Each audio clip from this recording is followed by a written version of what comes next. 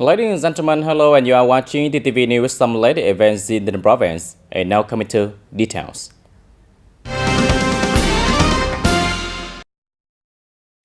Ladies and gentlemen, on the morning of November 22nd, Comrade Wing Home, Deputy Secretary of the Broadso Party Committee, chaired the regular November 2024 meeting. In attendance, there were leaders of advisory agency assisting the Broadso Party Committee, the Party Personal Committee of the Broadso People Committee, the Broadso People Bureaucracy, the Broadso People Corps, the Vietnam Farland Bronx Committee of the province, and provincial political and social organization.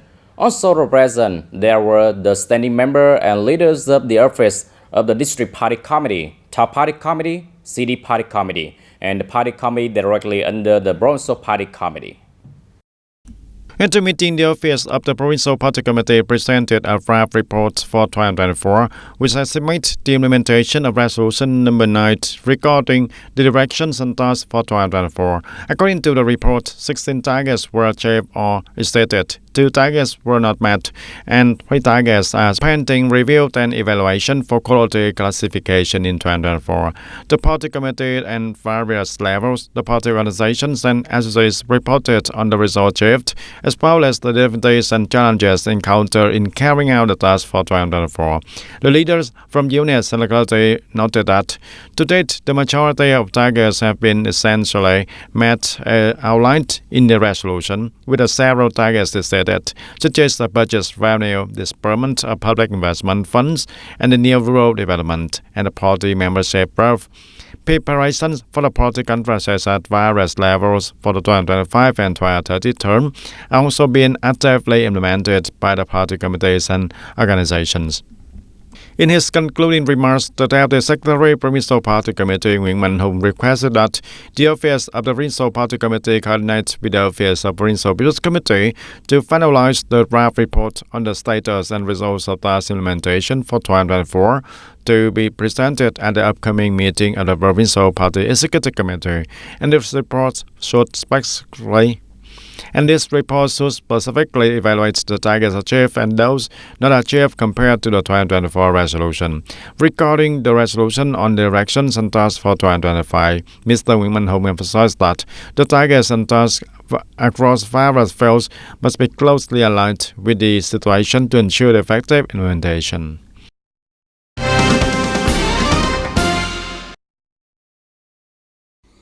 On the afternoon of November 22nd, Mr. Jonathan Lin, Deputy Chief of the Office of the Delegation of the National Assembly and Provincial People Council, presided over a press conference to announce the agenda for the 16th session of the 10th Provincial People Council for the 2021-2026 term. Regarding the content of this session, the Office of the Delegation of the National Assembly and Provincial People Council said that the Provincial People Council is expected to review and approve 22 significant resolutions. Notable resolutions include the Socio-Economic Development Plan 2025, the Public Investment Plan for 2025 funded by the state budget, land support policy for and minority households classified as poor or near poor in the province, allowance for managers of cultural and sport facility, and funding to maintain and organize activities of community cultural sport learning centers in commune, wards, and township, as well as hamlet in inter-hamlet cultural houses and any cultural houses in TayNinhTV province. In this session, the Provincial People Council will also review the report on the implementation of conclusion from previous questioning session, including the unresolved from the 14th session of the Provincial People Council and earlier. Additionally, the Provincial Council Deputy will conduct questioning and review response on the topics of legislation and economy during the 16th session. The session will also include the dismissal and election of position under the jurisdiction of the Provincial People Council. The session is expected to take place over 3 days, from December 4 to December 6, 2024.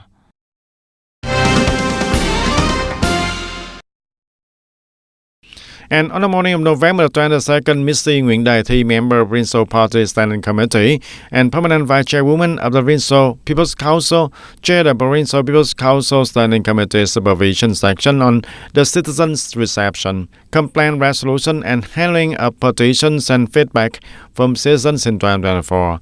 Mr. Trần Văn Chiến, the member of Rinso Party Committee and vice chairman of Rinso People's Committee, also attended the section. At the section, the Rinso People's Council Standing Committee recommended that in the coming period, the Rinso People's Committee take firm action against complaints that fail to achieve their intended outcomes and then turn into denunciations, particularly those involving individuals who previously had the authority to resolve the cases but raised the obstacle to acceptance and processing, or individuals with no relevant rights or interest in the matter. Additionally, in cases where there have been conclusions from central ministry and agency, as well as legal binding decisions and notification to cease processing, and where citizens will refuse to comply, strict measures should be enforced. And the committee also instructed the chairpersons of commune and district level people's committees to enhance their citizen reception efforts, respond to petitions and feedback in a timely manner, and minimizing the incidence of the citizens submitting petitions to higher authorities. In a road discussion session on the draft law on corporate income tax amendment on the morning of November 22nd, many delegates proposed either exempting or applying the lowest possible corporate income tax rate for press and television agency for the first 5 years to facilitate revenues. Acknowledging the vital role of the press and media throughout the country's development, delegates Trần Hoàng Ngân emphasized that the journalism and broadcasting would continue to be crucial in the new era. Given that the press and television face significant challenges during the technological transition, he advocated for special incentives to support the reinvestment in the media sector. We should have special policies to support the press and media, enabling them to invest in more modern infrastructure, especially since revenues have dropped sharply in recent years due to the rise of digital technology, while investment demands have increased also. And during the initial 5 years, we should consider exempting or applying the lowest possible tax rates to the press to facilitate this transition. Sharing the perspective that the state needs favorable policies to allow the press and television to maintain their influence amid technological shifts and fierce competition from the social media platforms. In the past, newsstands were abundant in Hanoi and Ho Chi Minh City, but now if you survey, hardly any operational. Most of the press has shifted to social media platforms, including the television stations, and the digital transformation of media agencies is happening rapidly, and achieving this requires substantial investment in personal technology and transformation strategy also. At 10% of tech incentive is not sufficient. More substantial incentives are needed for the press to fulfill its political mission. And delegates believe that alongside corporate income tax reductions, further investment in the press and media industry is essential also, covering both financial resources and human capital. And they also suggest minimizing the taxes to the greatest extent possible, enabling the media to invest in technology and talent, particularly in acquiring the modern equipment that aligns with the fourth industrial revolution.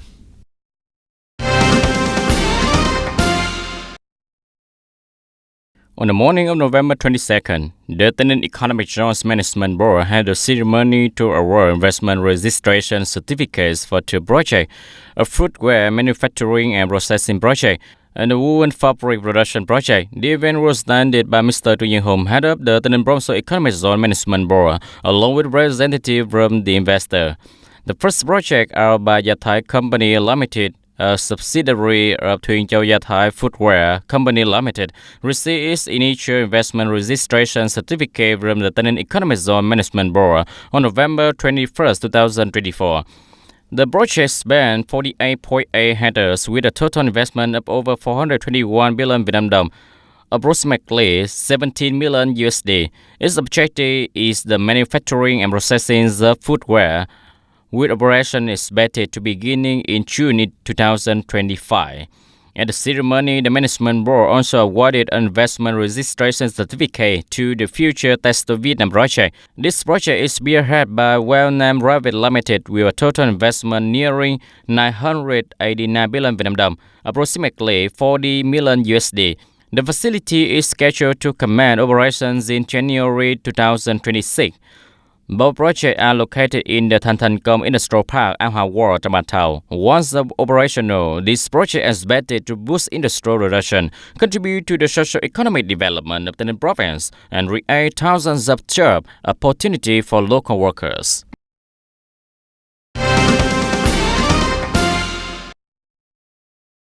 And the real scenario simulated a fire breaking out in the school kitchen due to a gas pipe rupture and leading to an electrical short circuit. And when the fire alarms was triggered, the school immediately mobilized its internal response team and equipment to initiate the firefighting efforts. The staff, the teachers, and employees guided the students to remain calm and assisted them in evacuating classrooms as quickly as possible. Upon receiving the school emergency notification, the firefighting and rescue police team of TayNinhTV promptly arrived on the scene to coordinate with the school, extinguishing the fire and rescuing those affected. After nearly 30 minutes, the simulated fire was fully contained and extinguished, and all individuals involved were successfully rescued. On the morning of November 22nd, delegates from Group 11 had the group discussion on the draft law on corporate income tax amendment and the draft law on special consumption tax amendment. The discussion was chaired by Mr. Pham Hun Thai, head of the National Delegation of the province. Continue defending the view that petroleum is an essential commodity. Therefore, Representative Huân Thanh Phương and Hoàng Thị Thanh Thúy from the delegation of National Assembly Deputy proposed not to include this item in special consumption tax. Gasoline is an essential commodity, an input factor that plays a crucial role in determining our food prices. Imposing special consumption tax on gasoline as a luxury item is not appropriate. Currently, there is no alternative to gasoline, and although there are electric vehicles, they are not yet widespread. So it is appropriate to impose a tax. Currently, gasoline is subject to two taxes, special consumption tax and environmental protection tax, which is a case of overlapping taxation that is not suitable. It would be beneficial, reducing production costs and stimulating consumption. Lower prices will encourage people to consume more. In the long term, this will increase state budget revenue.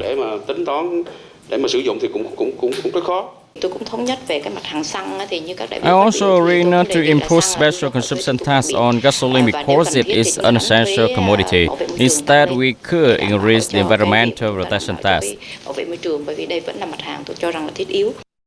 Regarding corporate income tax, the deputy requested clarification on referential regulation for enterprise investing in particularly difficult areas.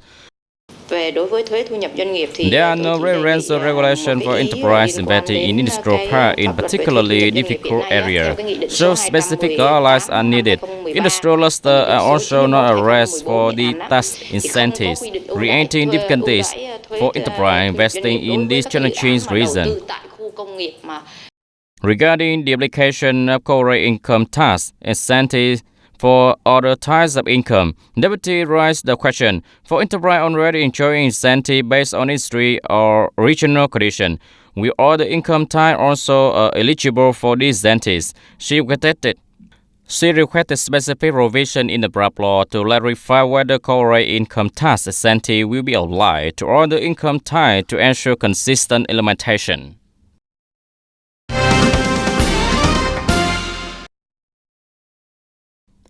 Minister of Industry and Trade Nguyen Hồng Dinh recently signed an EU Directive No. 2 on implementing solutions to ensure supply-demand balance and market stabilization at the end of 2024 and during the Tet holiday New Year 2025. According to the authority, the Ministry of Industry and Trade requested the Department of Industry and Trade in province and centralized governed city departmental units, Corporate Group, General Corporation, Company and Industry Association to develop early Russian business and commodity supply plans, as well as repair scenarios for handling unusual market fluctuation. Additionally, they are to closely monitor market developments and supply demand dynamics of essential goods, especially items with high demand or significant price fluctuations in recent period. This will help them rapidly develop strategy or approach measures to relevant authority to ensure supply-demand balance and market stability. Specifically, they must refrain situation of goods shortage or supply disruption that could cause sudden price increase during the year and period and that holiday.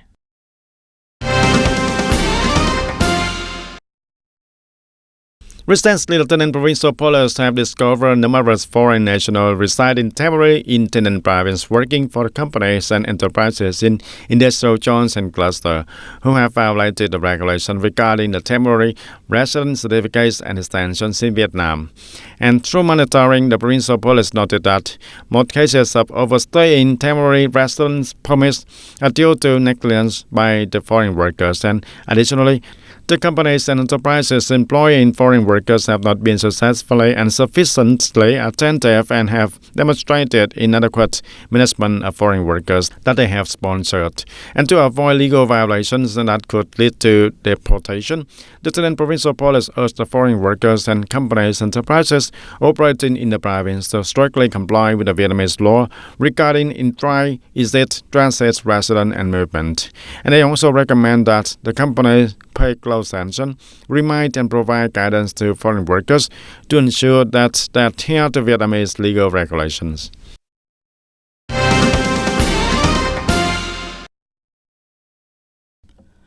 Speaking at the conference, Deputy Minister of Health TayNinhTV from that room concern, one unfamiliar to the public, social working hospital has achieved many encouraging results.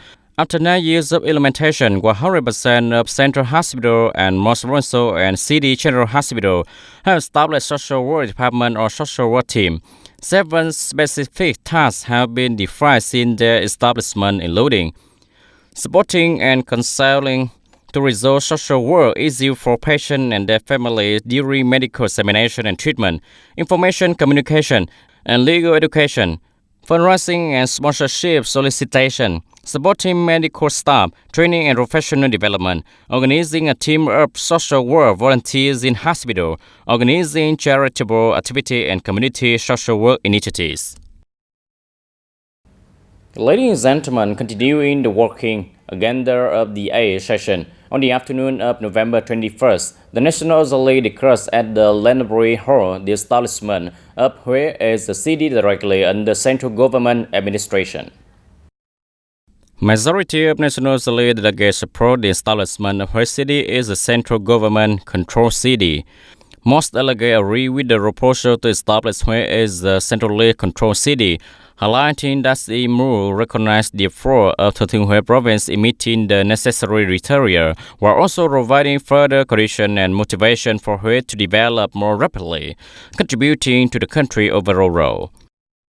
The establishment of a centrally controlled city will enable Thừa Thiên Huế province to implement the broad urban planning development program, where it represents a distinctive urban model for Vietnam, characterized by its cultural heritage, ecological values, and identity as a heritage city. It's a map, coastal, adapted, and suitable city, where it envisioned as a major urban center with a high level of economic development, a festival city, and a hub for culture, tourism, education, science, and specialized healthcare for both Vietnam and Asia. Additionally, Huế aims to be a safe, friendly, and happy destination. Tuy nhiên, với định hướng này cũng đòi hỏi cần có các giải pháp cụ thể. Looking at the experience of other centrally controlled cities like Da Nang and Cần Thơ, this area has experienced tremendous development, becoming the driver for their region and the entire nation. The urban landscape has completely changed, and their economic potential has been fully realized. This sets a strong foundation for the establishment of Huế as a centrally controlled city. Delegate also agreed that for her to develop suitably, the core challenge is balancing reservation with develop, and they were united in emphasizing that reservation must be the central focus. Previously, the National Assembly also officially passed the mandate law on pharmaceuticals. Ladies and gentlemen, that's all for today TTV News. Thank you for watching and see you next time.